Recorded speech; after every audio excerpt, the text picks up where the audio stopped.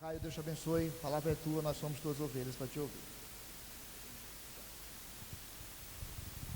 Boa noite, irmãos. Muito feliz de estar de volta.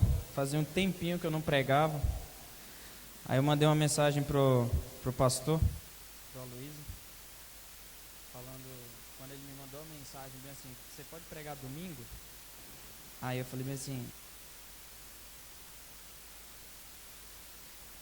Ele pegou e falou assim, nunca é bom pedir, né? Eu falei, mas queria pedir. Não deixa eu não. Irmãos, mais um semestre foi. Eu queria primeiramente agradecer a igreja pelas orações, a igreja pelo mantimento lá também, o conselho da igreja. Graças a Deus, tanto eu quanto o Elilson a gente consegue, porque as pessoas têm sido fiéis nos seus dízimos e a igreja tem nos sustentado lá financeiramente. Então, tanto eu quanto o Elilson, vou tomar a palavra do Elilson aqui. A gente agradece pela vida de vocês e por vocês nos dar a oportunidade de estudar um pouquinho mais. Amém? Elilson é o outro seminarista nosso que estuda lá conosco. Vamos lá, abrir Salmo 126. Esse é um texto que foi muito importante para mim no ano passado. Fazia algum tempo que eu queria pregar ele aqui, eu já preguei ele em vários lugares, mas eu acho que hoje é uma boa oportunidade. Eu sei que o tema de vocês esse ano é serviço. Eu tenho pregado expositivamente em Filipenses, e Filipenses fala do serviço sacrificial dos Filipos, dos irmãos de Filipos, e eu achei que tinha tudo a ver com o tema, já tinha até preparado, mas o Senhor tocou no coração de a gente meditar nesse texto, no Salmo 126, e espero que hoje Deus fale ao nosso coração. Amém? Todos abriram? Salmo 126. É um salmo bem famoso, mas muito bonito. Quando o Senhor restaurou a sorte de Sião, ficamos como quem sonha. Então a nossa boca se encheu de riso e a nossa língua de júbilo.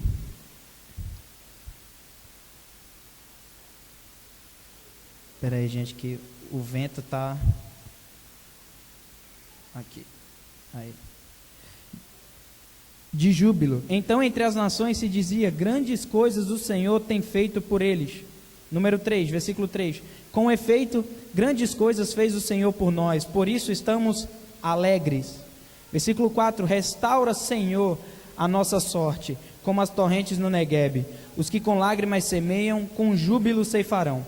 Quem sai andando e chorando, enquanto semeia, voltará com júbilo, trazendo os seus feixes. Vamos orar? Senhor Deus, muito obrigado, Pai, porque o Senhor é bondoso conosco. Muito obrigado porque o Senhor renova suas misericórdias a cada manhã, Deus. Pai, coloco diante do Senhor a vida dessa igreja, que tanto me abençoou durante esses 17 anos, 16 anos. Muito obrigado pela vida das pessoas dessa igreja que participaram da minha formação. Muito obrigado, Senhor, pela Gileade em si.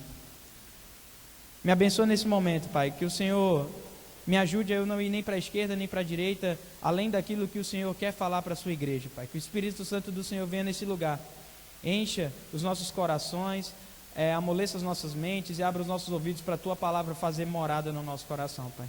Em nome de Jesus, amém. Meus irmãos,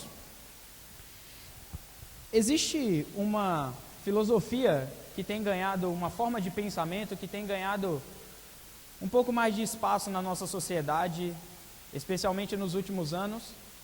Ela cresce gradualmente, mas ela cresce bem visivelmente, assim. Ela tem tomado conta da nossa mente, ela tem tomado conta da nossa fala, e a gente está começando a acreditar muito nela, mesmo que inconsciente. Essa filosofia se chama filosofia nihilista. A filosofia nihilista propõe uma filosofia do nada. É a ideia de que a vida partiu do nada, a vida vai para o nada e ela existe no nada. Ela é uma falta de significado um pouco mais abrangente do que a vida humana. É como se a vida se bastasse no humano ou na humanidade. Ela propõe isso no meio de uma sociedade que também é abduzida por uma outra ideia também chamada hedonista, que é a busca excessiva pelo prazer. e que o prazer é o sentido da vida, e em certos momentos elas até se juntam nas suas prerrogativas, e ela propõe o seguinte, de que já que eu vim do nada, vou para o nada, e no momento eu vivo no nada, por que eu não vivo a partir das minhas próprias realidades, a partir dos meus próprios prazeres, a partir das minhas próprias decisões? Parece um pouco até coerente assim, porque a gente acaba fazendo isso mesmo. A gente tira Deus de cena e a gente começa a viver a nossa vida a partir das nossas próprias realidades, das nossas próprias forças, das nossas próprias capacidades. O salário passa a ser fonte de vida e sentido para mim. O meu trabalho passa a ser fonte de vida para eu poder viver a partir dos meus prazeres. Eu trabalho para ter prazer, e não o prazer como um sentido missional da igreja ou do evangelho. Só que ela faz muito sentido numa realidade um pouco diferente talvez da nossa, mas a gente vive isso diariamente o tempo todo. A gente toma as decisões, escuta as pessoas e toma conselho de pessoas com filosofias dessa forma. A gente ouve isso o tempo todo. A questão é que ela parece muito coerente para quem fala assim, eu acho que a vida, a gente tem que curtir mesmo a vida e pronto. O problema é que quando a gente passa por uma coisa bem democrática e muito natural, que significa, que se chama dor, o sofrimento, será que a gente encontra nisso, ou na filosofia proposta, uma saída? Porque enquanto está tudo bem, enquanto o salário está caindo, ou o salário está aumentando, enquanto a promoção está vindo, enquanto a bonança está chegando, isso parece muito coerente. É isso aí, a gente tem que curtir mesmo, a gente tem que comprar o carro legal, a gente tem que fazer as coisas. Mas quando a gente se encontra com a adversidade, quando a gente se encontra com a tempestade, quando a gente se encontra com a dor, será que essa filosofia faz sentido para mim? Ela responde às interrogações que todos nós fazemos desde os dias que nós nascemos. A interrogação do para quê? Para que eu vim para cá? Por que eu estou aqui? Eu nasci por quê?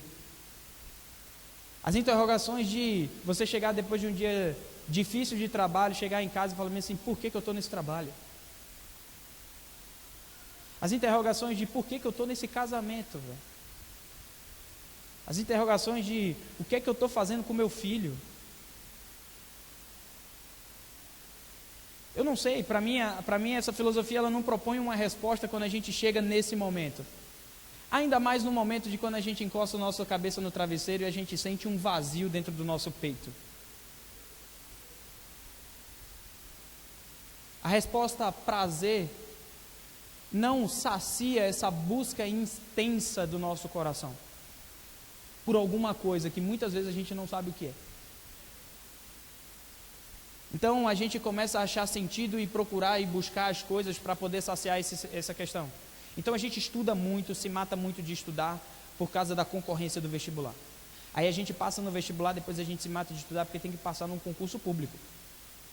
Ou a gente se mata de estudar porque se a gente não se matar para estudar, a gente não é gente, né? Eu lembro da minha avó. Meu filho, você tem que estudar para ser gente. A gente vai colocando coisas na nossa frente para saciar esse buraco do nosso coração.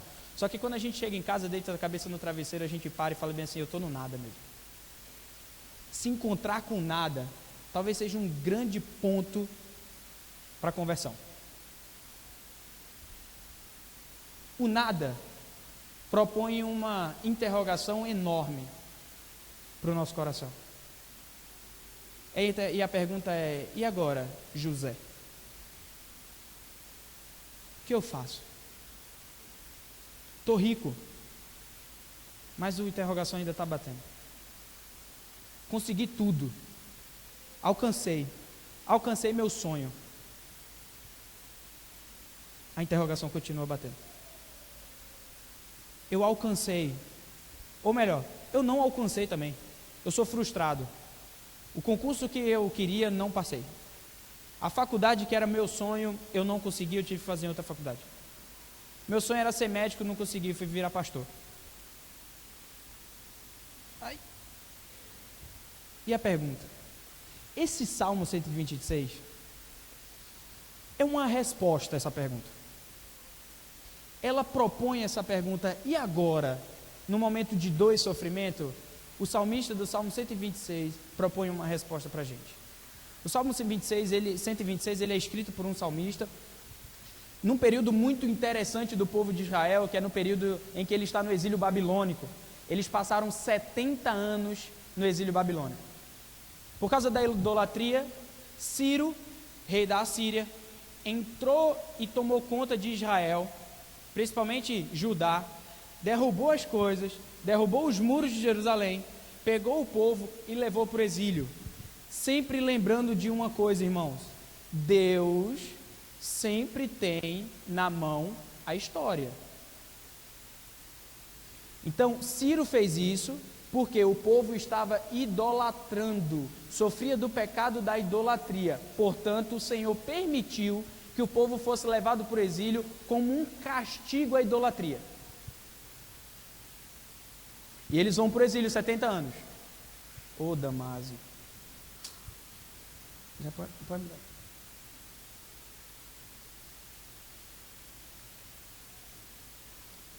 Obrigado, Damásio. E eles vão e passam 70 anos lá. E depois, Deus move o coração de Ciro de novo, e Ciro resolve, do nada, para alguns, porque para alguns o acaso nos protegerá, resolveu libertar o povo de Israel. Então agora vocês vão voltar para a terra de vocês. Van Groningen, que é um teólogo bem famoso, fala que Ciro foi um tipo de Cristo. Lembrando que Ciro não era Cristo. Quando a gente fala que alguém era um tipo de Cristo, no Velho Testamento tem algumas pessoas que são tipo de Cristo, como Davi, por exemplo, não são Cristo, mas elas fizeram, agiram em determinado momento conforme Cristo. E aí a gente chama de tipo de Cristo. Então Van Groningen fala que Ciro, nesse momento em que ele liberta o povo de Israel do exílio depois de 70 anos, é como se ele fosse um tipo de Cristo. Ele tipificou ao Senhor porque libertou o povo do exílio. E aí nesse momento, o povo está voltando do exílio, no caminho de regresso a Jerusalém, a Israel. E aí, meus irmãos, do Salmo 120 ao Salmo do 120 ao 134, esses 15 salmos, são salmos que a gente chama de salmos de romagem. Se você olhar aí na sua Bíblia, tem um títulozinho em negrito. Embaixo dele tem um nomezinho em itálico não, menor, chamado Cântico de Romagem. Isso significava o quê? O povo, quando foi liberto de Israel, do exílio babilônico, da Babilônia, eles andavam e iam contando ou cantando a vida deles. No Nordeste tem isso também. O povo vai andando, vai levando o gado para um canto para o outro, e aí eles vão cantando a viagem. É isso que acontece aqui. E agora eles vão cantando essa viagem. E ele começa já dizendo o seguinte: quando o Senhor restaurou a sorte de Sião, ficamos como quem sonha. Eu vou dividir esse texto em duas partes. A primeira parte é do versículo 1 ao 3 e a segunda parte do versículo 4 ao 6. A primeira parte ela expõe o seguinte, meus irmãos: quando o Senhor restaurou, esse verbo restaurou dá um sentido de trazer de volta aquilo que era. Só que ela está num formato hebraico que a gente chama de construto. E a ideia de construto dá a ideia de poder. O que o texto fala é o seguinte: o Senhor teve poder para restaurar a gente. O Senhor nos tirou do exílio. O Senhor tem poder para tirar do exílio. O Senhor é quem fez a obra na nossa vida. E é justamente o que ele coloca aqui, porque olha o que ele diz: o Senhor, quando o Senhor restaurou a sorte de Sião. Sião era um outro nome que Jerusalém recebia. Quando o Senhor restaurou a sorte do seu povo que morava em Jerusalém, que era onde era a terra dos israelitas, quando o Senhor restaurou essa sorte, nós ficamos como quem sonha. Porque a gente precisa entender que no período de exílio, eles são escravos. E a perspectiva de voltar para a terra era quase nula, porque isso não acontecia de um rei libertar escravo. Quando o Senhor fez isso na vida do povo de Israel, eles ficaram como quem sonha. E o texto continua: então a nossa boca se encheu de riso. E aí, para afirmar mais a ideia de contentamento e de alegria pelo que o Senhor restaurou, ele continua dizendo: e a nossa língua de júbilo. O povo estava feliz, porque o Senhor restaurou a sorte de nós não somos mais cativos da Babilônia. E ele fala no versículo 3, ainda no versículo 2, grandes coisas o Senhor tem feito por eles. Ele vai falar isso porque as nações, a gente cantou aqui, toda nação se ajoelhará, se dobrará diante do Senhor para dizer que Ele é Deus. É importante a gente entender que mesmo nesse período, o Senhor usa o povo de Israel para pregar o Evangelho. Isso é método evangelístico.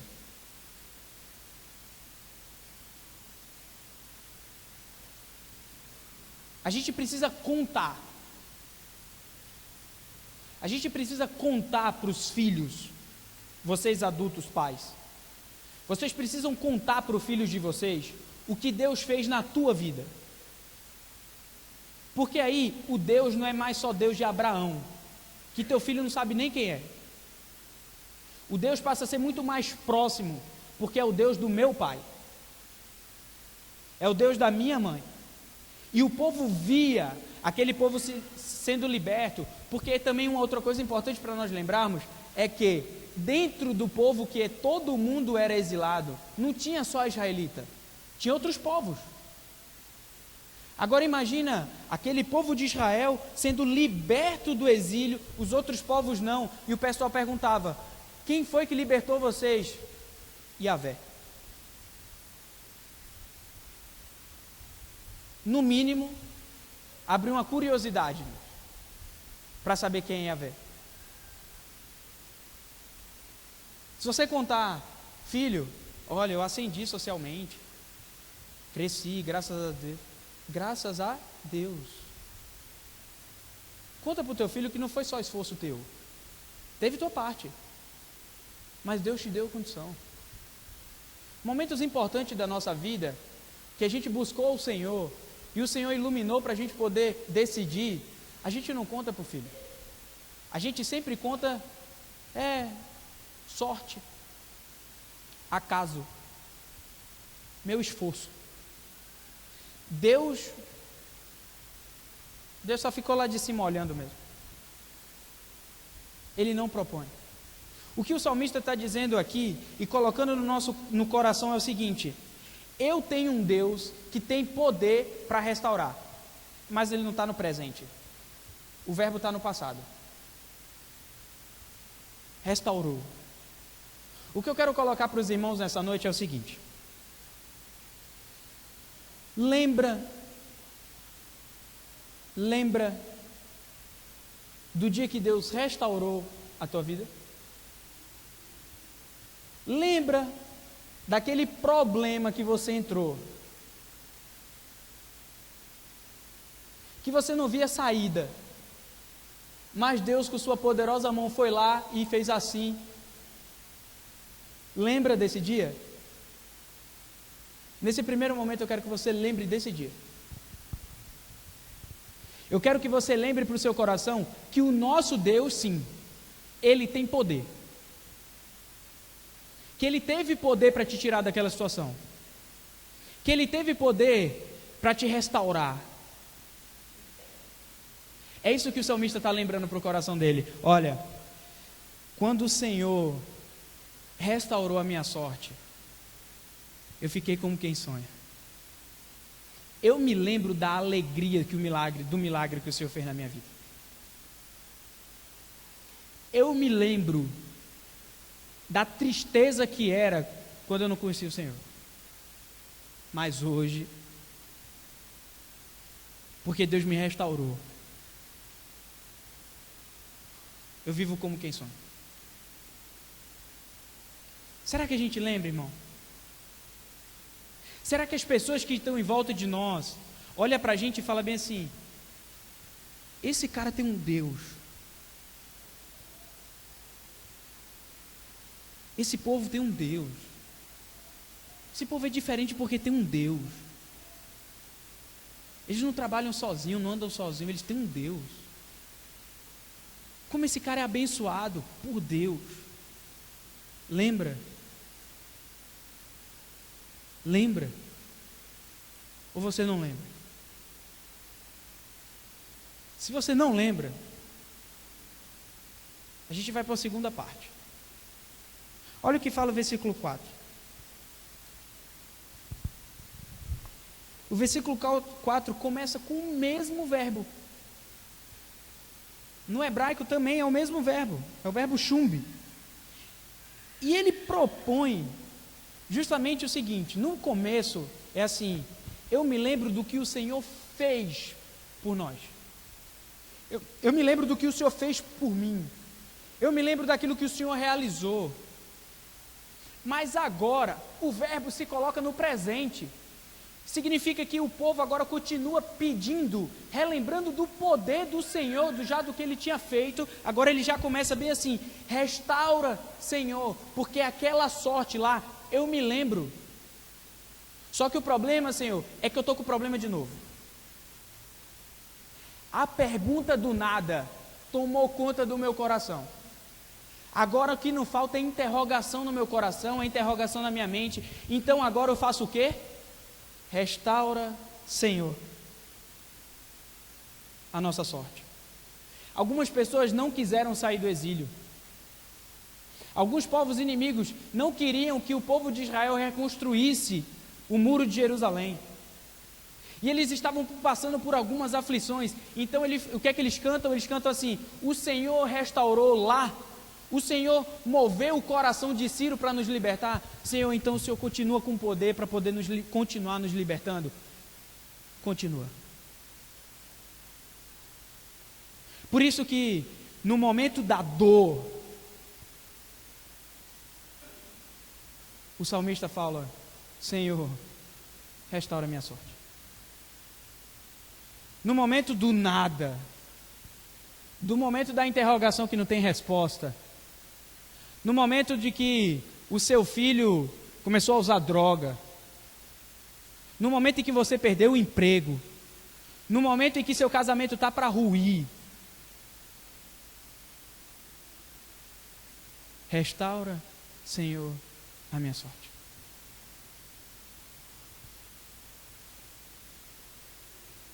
O que o Senhor fez, faz de novo. Eu estou precisando.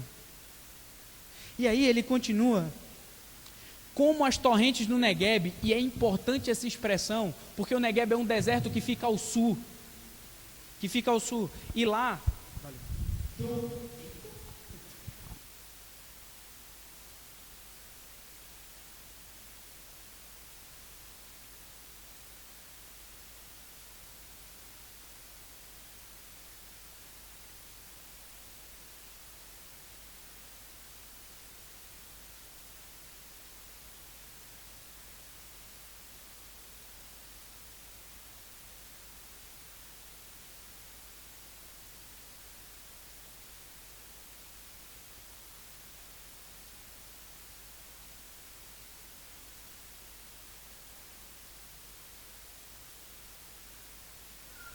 mas as águas que vinham de longe, as águas que vinham de um lugar onde os agricultores dali não podiam ver, elas deixavam aquele terreno todo frutífero. E ele continua falando: os que com lágrimas semeiam, com júbilo ceifarão. Aqueles que semeiam no deserto. Agora no 6 ele fala: quem sai andando e chorando enquanto semeia. E esse chorando aqui não necessariamente é de dor e de sofrimento, mas é porque o sol no deserto muito quente esquentava a cabeça do agricultor. Consequentemente, ele começava a suar. E o que acontece quando o suor encosta nos nossos olhos? Nós lacrimejamos. E aí, as pessoas que plantaram no deserto e as lágrimas caíram, voltará com júbilo, trazendo os seus feixes. Aqui é uma coisa muito linda. Aqui é o salmista falando bem assim: eu vejo o deserto,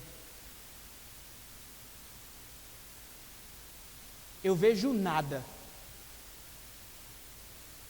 eu vejo uma porta fechada, mas eu vou semear, porque eu tenho um Deus que me dá esperança. Não acabou. Isso aqui é até escatológico. Isso aqui a gente pode levar, não na perspectiva de que, porque a gente precisa entender que como eles não sabem responder as coisas, como eles dizem que a gente veio do nada e vai para o nada, a gente sabe que a gente não. A gente tem um Criador, que criou o céu, a terra, o mar, que criou tudo lindo, perfeito. A gente sabe de onde nós viemos. Nós não viemos do nada. E nós sabemos também que mesmo pela dor e o sofrimento que nós passamos aqui na terra, a gente sabe que nós não somos daqui. Que nós vamos para um lugar onde nós vamos rir, sorrir, a nossa língua vai se encher de júbilo e a gente vai sorrir eternamente no Senhor. Porque a morte não é fim para a gente. A morte para a gente é um novo começo no Senhor. Aquele que passa por esse momento de dor, de sofrimento, desse deserto aqui na vida na terra, esse que passa semeando aqui, é o que vai colher a esperança no Senhor lá no céu. Não é vivendo a vida a partir da prerrogativa terrena, mas é vivendo a vida a partir da prerrogativa celeste, com os olhos fitos no céu, como Paulo fala em Colossenses. É na proposta de que há sim esperança. Ah, mas eu vou morrer. Não tem problema. Por sinal, se você morrer, está resolvido.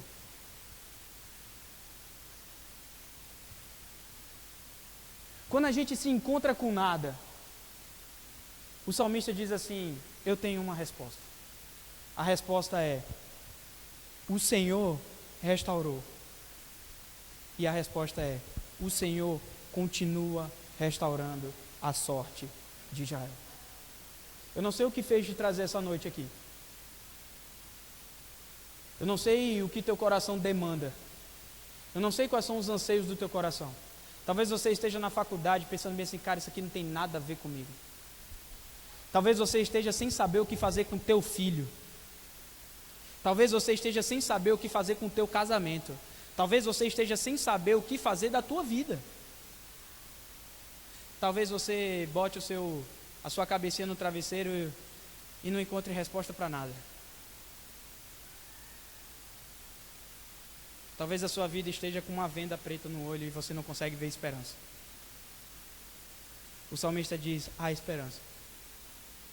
A esperança está em Jesus Cristo, o homem da aliança. Deus fez uma aliança conosco. A aliança é: eu sou o Deus de vocês e vocês são o meu povo. Isso basta. O que basta para a gente é saber que Deus é o nosso Deus e que nós somos povo dele. Porque na hora do sofrimento, na hora que a gente esquece das coisas, é Deus que coloca bem assim: eu tenho um pacto com você. E o meu pacto é com sangue. E no pacto, eu acho lindo a teologia do pacto. A teologia do pacto fala o seguinte: que Deus fez um combinado, um pacto, uma aliança com o homem. E o pacto é de sangue. Isso significa que quem rompeu o pacto, morre. Quem rompeu o pacto, morre. Nos primórdios, um casal rompeu o pacto. Consequentemente, alguém tinha que morrer. Porque o pacto era de sangue. A questão é que quem deveria morrer era Adão e Eva, porque quem quebrou o pacto foi Adão e Eva, mas quem morreu? Deus. Deus morreu. Logo depois da queda, Deus coloca bem assim: eu dou o remédio para vocês. O remédio é o meu filho na cruz morto. E é isso que precisa nos dar esperança. Quando os nossos olhos se fecham, é isso que tem que nos dar esperança. A obra de Jesus Cristo na cruz por nós, para que eu pudesse ter esperança. O pacto de Deus não é só com o homem, mas o pacto de Deus é com Ele também. É por isso que Ele envia seu Filho. O caráter de Deus é de amor. Ele não podia quebrar o pacto com Ele mesmo. Por isso que Ele diz: eu mando o meu Filho, que vai pisar a cabeça da serpente, que vai sofrer, que vai padecer, que vai morrer. Para quê? Para que vocês não venham do nada, nem para que vocês vão para o nada, mas para que vocês saibam de onde vocês vieram e que vocês saibam para onde vocês vão. Nós vamos para o céu. Nosso lugar já está lá. Nós já fomos comprados, lavados e remidos pelo sangue poderoso de Jesus Cristo na cruz. E é isso que nos basta. No momento de dor, sofrimento, lembre o que Deus já fez na sua vida. Segunda coisa, lembre que Deus continua tendo poder para salvar. Porque a música disse: o Senhor é eterno. O Senhor não é mutável. O Senhor propôs uma aliança e o Senhor vai cumprir. Se o Senhor nos comprou, nós somos comprados eternamente. Não importa o pecado, Jesus Cristo morreu por nós para libertar dos nossos pecados. Porque o Senhor continua tendo poder para salvar. Amém? Normalmente quando eu venho pregar aqui é só lapada. Hoje eu queria dar uma esperança. Hoje eu queria dar uma esperança. Hoje eu queria dar uma esperança. Queria lembrar vocês que os nossos júbilos podem se encher de riso, que o nosso coração pode se encher de alegria diante do Senhor. A alegria proposta por Paulo em Filipenses é uma alegria de satisfação no Senhor. Deus tem poder ainda para nos restaurar de qualquer situação que nós estivermos. Deus abençoe os irmãos.